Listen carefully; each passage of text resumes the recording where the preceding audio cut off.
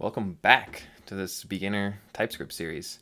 So I'm kind of rebranding to just be focused on TypeScript specifically. This was a backend for Plebs series, but I figured kind of stay within the scope of just learning TypeScript, and then in another series we'll go into some more specific backend related things like building an API or something like that.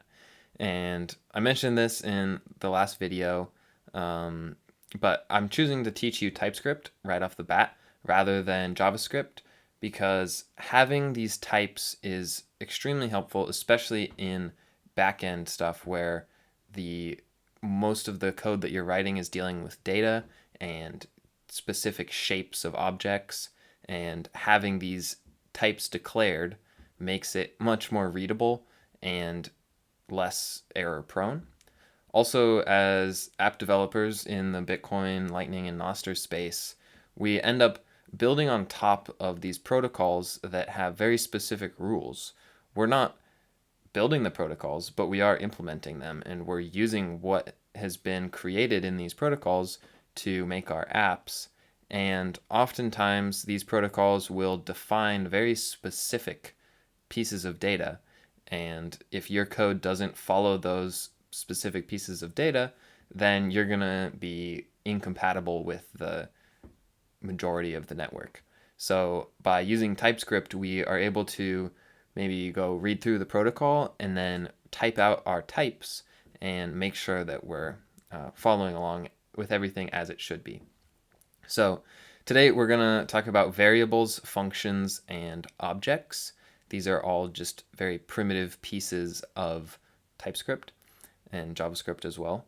And then if you want to follow along, the links to the slideshow are at tinyurl.com/plebdevs-ts-2. So just a quick mention before we get into it. If you go check out plebdevs.com, we got a bunch of free workshops here on YouTube, and there's also some courses there if you want to get kind of a more in-depth learning on back-end or front-end stuff, building Lightning apps. And if you need help, just join our Discord. The link is right here. Come hang out. We're happy to help or share ideas or whatever. So, and my piece of wisdom for this today is show up to learn every day. Sometimes learning to code can get frustrating, and if you just keep showing up, even if you just kind of maybe look at something you wrote yesterday, you might not totally understand everything that's going on, but every day you show up, you'll get better. So just figured I'd offer that to you. And now from last time, in the first two lessons, we kind of got our coding environment set up. We installed VS Code. We got Node.js installed as well, so we were able to start executing some JavaScript. And then we set up a TypeScript project, which was a little different than setting up a JavaScript project. There's a few more steps there. And finally, we used NodeMon, which is a nice little tool for developing that will refresh your code every time you make a change and save it. That way you don't have to like rerun, node index.js or whatever to get your code to execute. So that's a little recap of last time. And today we're going to go more into TypeScript. I'm going to tell you what it is right now. So just kind of give you a better explanation. I didn't go too much into that last time. So TypeScript is a superset of JavaScript that adds static types. So it's not a subset, it's a superset, meaning JavaScript fits inside of TypeScript, and it's created and maintained by Microsoft. Not very important to know, but could be helpful. And it compiles to plain JavaScript and then runs on any browser, host, or operating system that can execute JavaScript, of course. So something to note with this is that any JavaScript is going to be valid TypeScript. And every time you actually execute TypeScript, it gets compiled to JavaScript. So you use your special TypeScript command on the command line, and that will take all the TypeScript you wrote and turn it into regular old JavaScript. And it's what it's good for, so it compiles to JavaScript, but what makes it nice is that when you're writing it, there's this compile time type checking, meaning your code will not go from TypeScript to JavaScript unless all of your types are correct, meaning like you define some types and certain rules, and as long as you don't break those rules in your code, then you'll be able to compile it to JavaScript. But if not, then you won't get JavaScript that runs. It won't work. And it will ultimately enhance your code quality and readability with features like interfaces, type annotations, and more. So these are just sort of things that help you declare how you want your code to be exactly. And here's a nice little visual of TypeScript being a superset. So we have on the outside TypeScript with its types, annotations, generics, and interfaces. Those are kind of like the main features of TypeScript.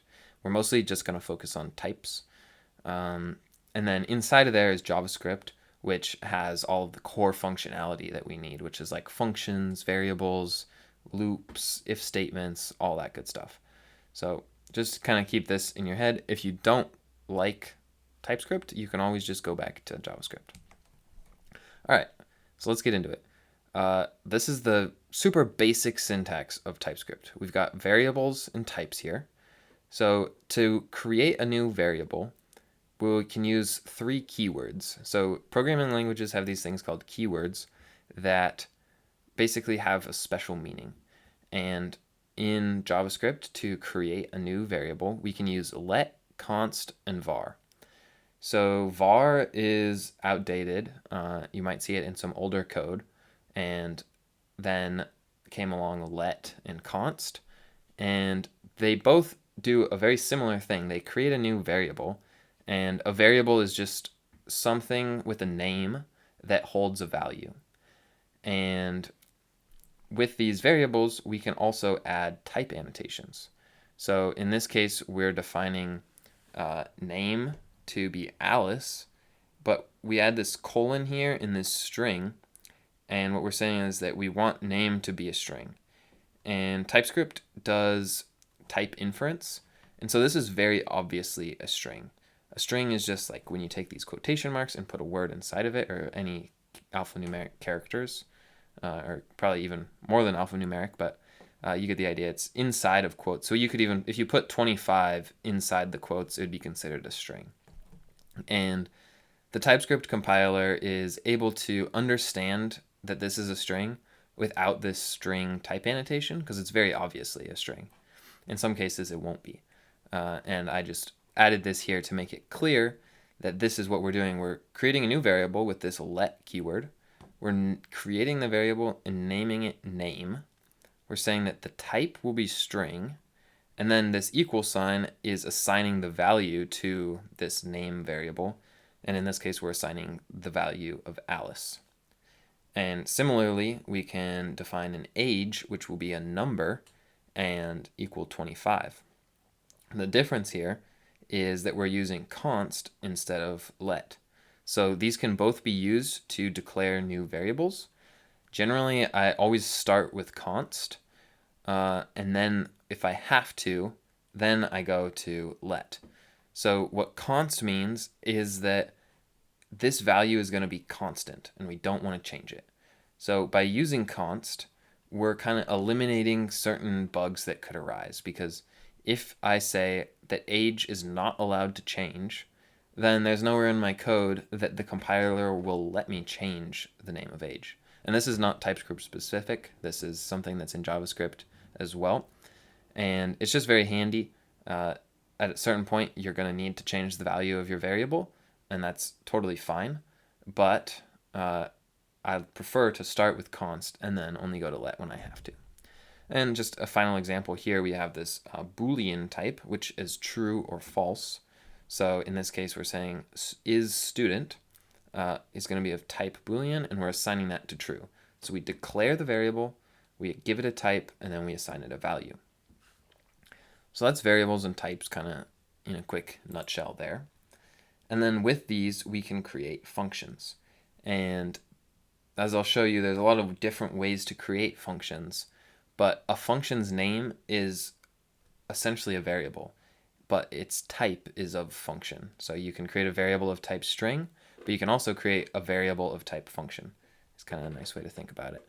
So functions are just something that take some variable as input. Those are called the arguments to the function. And then they'll return something. They'll return an output. And yeah, usually it'll do something to the input that you give it, or it'll kind of create some new value out of that input. And then with TypeScript, what we get is the ability to define specific types on our parameters. And this will help you remember and ensure that you don't use your functions incorrectly, because in this example here, name is the parameter for this function. And if you tried to put in a variable here that was a number, then TypeScript wouldn't let you, because you already declared the function with the type of string. So what this function is, or I guess I should explain how this function works. So first we use this function keyword. So similar to let and const to declare variables, we're declaring a function with the function keyword. And then we use greet here, and greet is just the name. This could be anything. And then we do double parentheses, and that's all of the parameters to the function. So we could add more and just separate them with commas. And if we're using TypeScript, we can also assign a type. So we're saying this function greet is going to accept one parameter of name. And then we have this other colon here with string. And this is where, like, sometimes TypeScript can get more verbose and be even harder to read than JavaScript. But in my opinion, most of the time it's worth it. But in this case, like, it's such a simple function that this doesn't add much for you. But in the future, I think it will. So what this is saying is that this function will return string. And something else that's nice about this is that if you, not only do you know that this function is going to return a string, but when you're writing this function, if you know you want it to return a string, then you declare the return type here. And then when you're writing the function, so everything within brackets here is the code that's actually going to get executed when you invoke this function. When you're writing this, the compiler will tell you that you're not returning the right type. If you're returning a number or something, it'll give you an error. And until you return a string, it won't work. So that's a nice thing there. This is functions. There's a lot of ways to create functions in JavaScript. I think maybe this isn't even all of them here, and you'll see each of these kind of all over the place. Some have different properties than others, which aren't super important to pay attention to right now. For the most part, just choose the ones that you like, but you'll come across some cases where some will work and some won't. But here we have like the function declaration, which is what we showed in the last slide. We have a function expression. So we're saying that square is going to be equal to a function. And then we have this thing called an arrow function, which doesn't even have the function keyword in it, but it uses this little arrow here that tells you that it's a function. And then I guess this is just another one here, a concise arrow function. It's basically the same thing, but here we can get rid of these brackets, and everything after this arrow has to just be on a single line, and that will just get executed and returned. So you don't need to use this return keyword, which is something I didn't mention. To return from a function, you need to use this return value or return keyword. So by saying return, we're returning whatever value or whatever this expression evaluates to. So pick whatever method you like for the most part. I think that using this one up here, function declaration, is the most clear because it just starts out with function, so you know it's right away going to be function, and it doesn't take up, you don't have to write as much as this expression here. I oftentimes write arrow functions. I think they're just a little nicer, but also it's when you're first looking at it, when you read const square, it's not as obviously a function as function is. So choose whatever you want. And here, the last concept that we are going to cover is objects and their types. So objects are just data structures. They are things that can hold keys and values. So they well, in this example here, we have this object Alice, and the key is what's on the left and the value is what's on the right. So name is the key here. And with TypeScript, we are able to define what the shape of these objects should be. Basically, like, we're defining what all of the possible keys could be, and then what types those keys values should be. And yeah, so here we're defining type of person, and person is gonna be wrapped in these curly braces, and it's gonna have two possible keys, or two required keys actually, name and age. Name will be string, age is a number. And so all this is just doing is saying that, like, if you want to have an object of type person, it has to have this data inside of it. And then here we're actually declaring the object, and objects are variables as well. So we're saying const Alice, we're declaring that we want a new variable named Alice, and it's going to be of type person, and then we're going to assign it a value, and we just have to follow the structure that we defined up here. So you can add whatever sort of data you want. You can add any data types as well. And then you can have optional values, which we're not going to cover right now, but if you add a little question mark here, then it will be optional. And final note on these here is, when do you use type versus interface? So you may come across another keyword from TypeScript called interface, and you can pretty much, with a few changes, write this exact same thing, but with the interface keyword, and you just get rid of the equal sign here. So you could do that. I try to just stick with types. There's a blog here that kind of tries to talk about the differences. There's some similar to the different ways that you can write functions. Like, sometimes there's different use cases for them, but they're not all, like, pretty much they're the same. So pick which one you like. I like types to start, and then sometimes I'll go to interface if I have to. All right, now we're gonna actually write some code. So we're gonna write a function called calculate transaction fee, and what we're gonna do is create a new function, and it's gonna take a transaction and a fee rate in. That's gonna be its input, and then it's gonna return the fee in sats. So what we're going to need to do is create a new TypeScript project, or use the one that you used from last lesson, and then we're going to define some types, we're going to create the function, and then we're going to run it. So I already went ahead and created a new TypeScript project, and yeah, so if you haven't done that, pause the video and go ahead and do that. I already have, like, if I list in here, you'll see I already have everything we need, and then I'm inside the source directory in this index file. So what I'm going to do to start, I guess, is define how we want our function to look. So we're creating a new function called calculate transaction fee, and then it's going to take a transaction of type transaction, and then a fee rate of type sats per vbyte. And then we're calculating a transaction fee. So the return of this will be of type sats. And then we just add this curly brace here. And now we have our function declaration.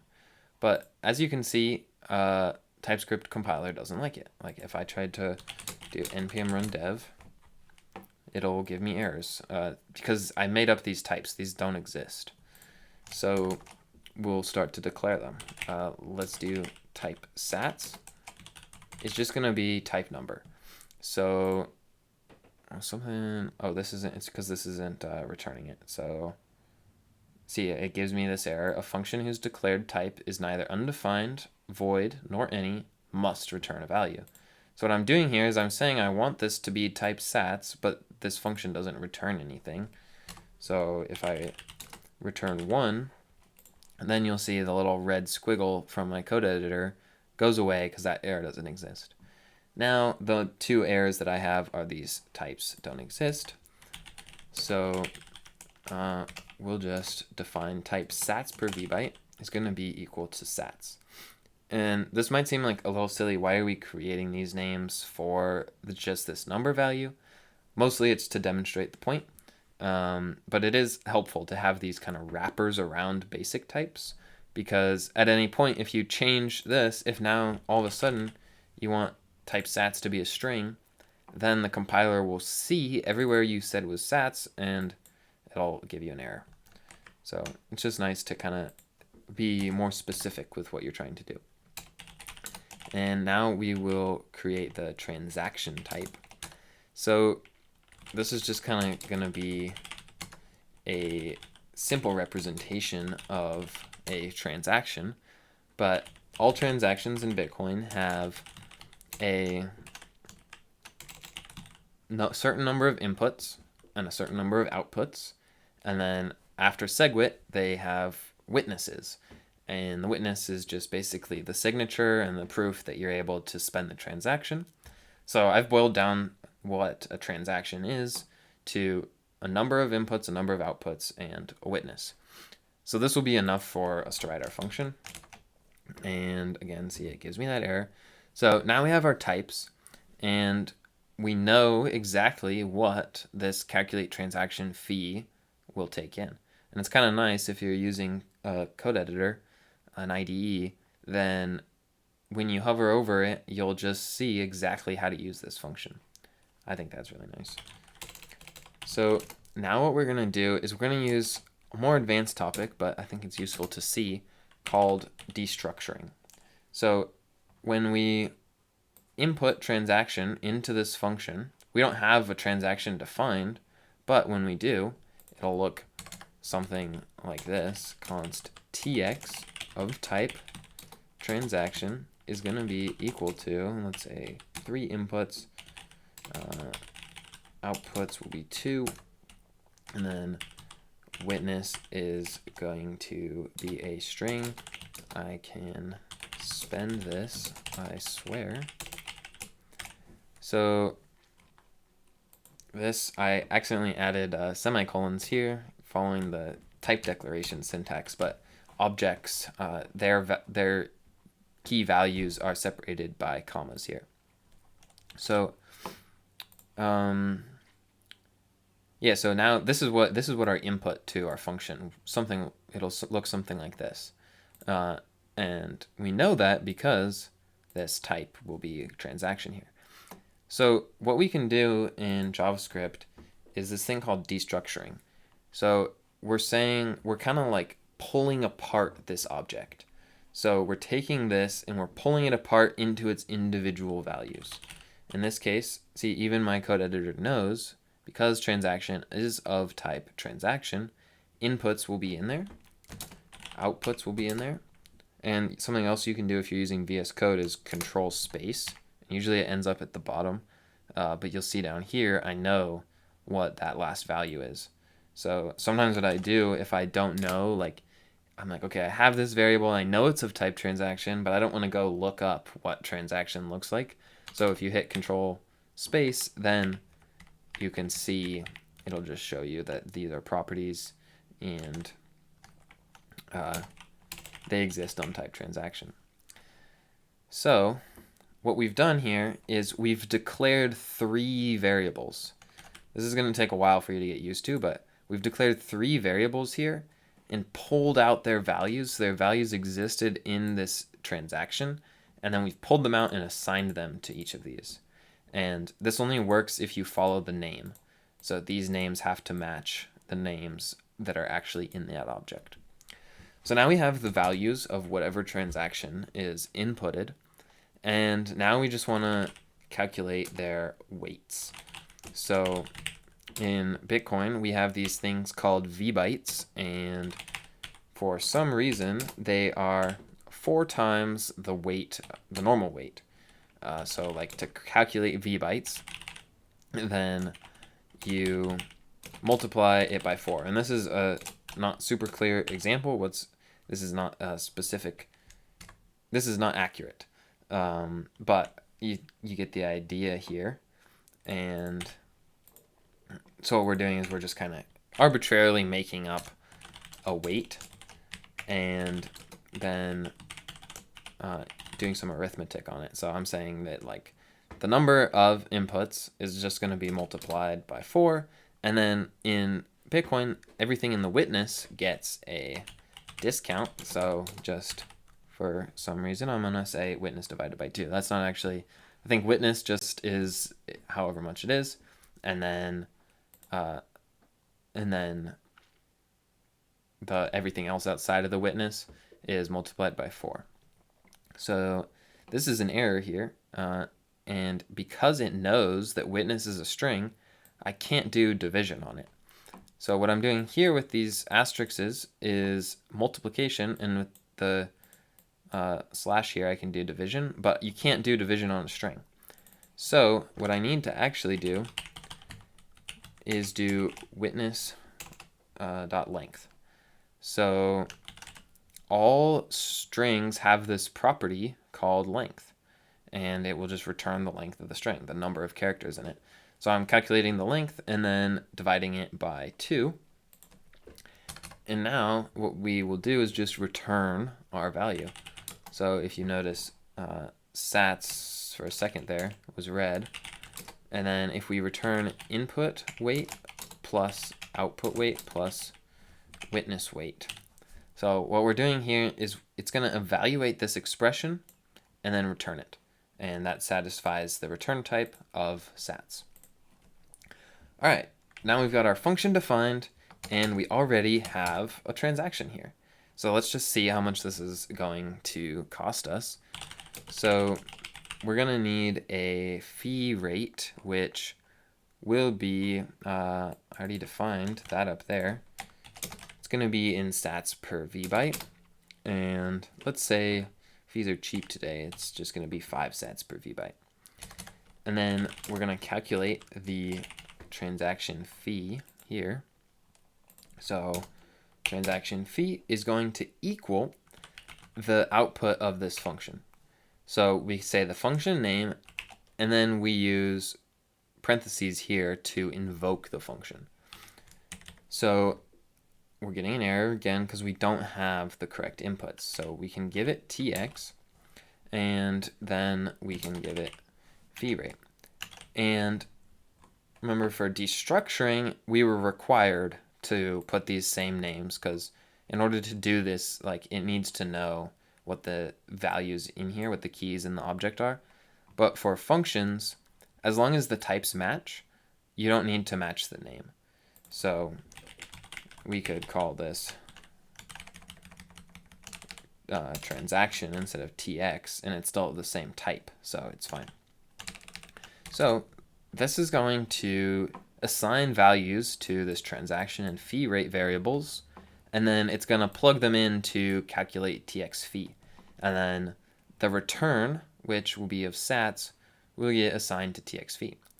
And it doesn't take the exact type here. We could define this as sats, but also notice that we know that this will be of type number. So the final thing that I'm going to do is print this out. And this is just a nice little trick.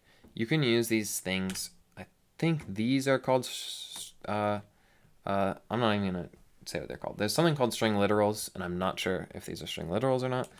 But there's 3 ways to write a string in JavaScript. And one of them uses the backtick. And if you use the backtick, you get a nice feature where you can do $sign and then double curly braces. And everything you add to these curly braces will get evaluated as JavaScript rather than just as a string. So what we'll do is we'll stick this transaction fee value in there. Something we could also do is stick this whole thing in there, and then it will evaluate it, stick it in the string, and then log it to the console. But in this case, we're just going to already have it assigned and then stick that in here. So assuming no bugs, we didn't even have to rerun anything because we have nodemon, and it says the transaction fee is 33. So now some ordinals come around, fees go up, and now this transaction says it's going to cost you 33 sats still. And that is because we have a bug. And that is why we test things. So the bug is, and this wasn't on purpose, is that we never actually multiplied by the fee rate. If you notice that, sorry, but here we get a learning experience. So what I'm going to do is say total weight is going to be equal to this sum. And then what we're going to return is total weight times fee rate.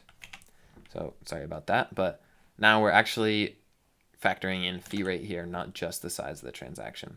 So that seems more accurate. If transaction fees are 15, it will be cost 495 sats. If fees go up even more, then we'll save that again, and we could even add in here, just to make it prettier, 1,650 sats. And just to show you that this works,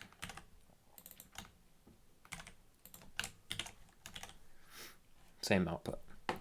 So that's that, a very basic function, but I hope it kind of shows you this idea of objects which can hold data inside of them. Demonstrated variables. Here we're defining new variables within this function, and we're extracting, we're destructuring that object. We're performing some arithmetic, in this case multiplication, division, and addition. And then we're actually invoking a function and logging the output. So that's pretty much that. And as a challenge for you, I would like you to try to expand on these types and make them more reflective of how real Bitcoin transactions look. So they're real Bitcoin transactions, the inputs aren't just a number, but inputs have actual data in them. There's going to be what else is there? There's a version. There's a you're going to have a number of inputs, and then the inputs themselves are going to be a transaction ID. So this is a optional, choose your own adventure, but I encourage you to go on like mempool.space or something and look at what a real Bitcoin transaction looks like and try to define that in a type. So you're going to have to kind of maybe find some new ways to declare types and all that stuff. So next up is going to be on conditionals. We're going to talk about if and else statements. So that's like, if you want to do this, execute this code, or if something else is true, then execute other code. And we're going to talk about loops, which will allow you to execute the same code multiple times. So you'll be able to write like one block of code and then loop through it, which is really, really handy. So thanks for watching. That's it for this Pleb Dev series on TypeScript, and hope to see you next time.